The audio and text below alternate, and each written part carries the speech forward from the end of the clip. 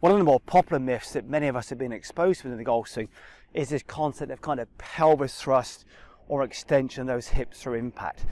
On a much more kind of expansive way, what we need to actually acknowledge is why. So often within, say, the pelvis is often referred to as the second brain within movement.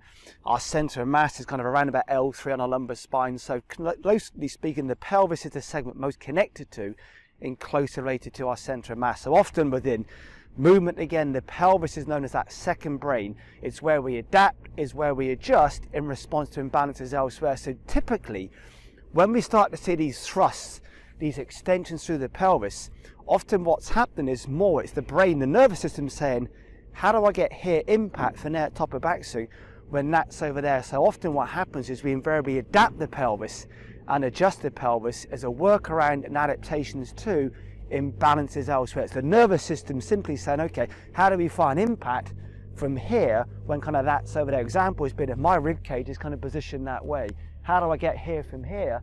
Well, that kind of figures and that kind of works. So it displays as a thrust to the pelvis, it displays as an extension through the hips, but more realistically what's happening is it's simply adapting for and adjusting for those imbalances elsewhere. So that much bigger question is, but why? Why is the pelvis having to move forwards? What's the system? What's the drive? What's the mechanism which is encouraging the pelvis to move that way? So another example being, if you get these excessive kind of lateral sways in the pelvis and backswing, most established players kind of won't then move that way in transition because they know how to find impact.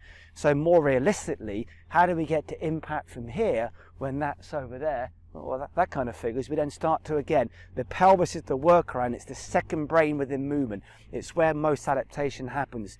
But it's understanding the driver. But why am I doing this? What's encouraging that pelvis to move that way? So allowing for any real anatomical constraints, the foot, the hip, and the spine, the neck, for example.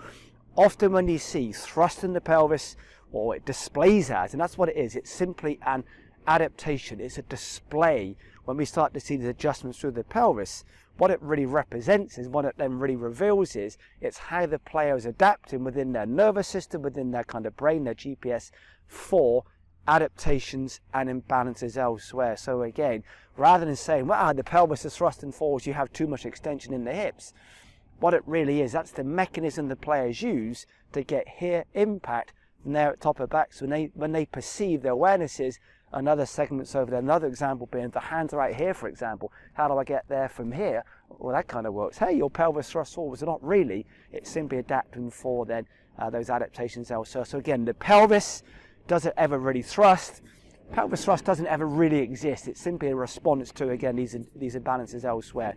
The better question and the bigger question is why? What's the system? What's the mechanism? What's driving the player to have to adapt that way is often then simply an awareness issue, allowing for anything anatomically constrained, for example, how they move. It's simply a response to their GPS, their brain saying, I need to get here from there, but my perception is that's over there. So therefore, we adapt that second brain in order to find impact. So does pelvic thrust exist?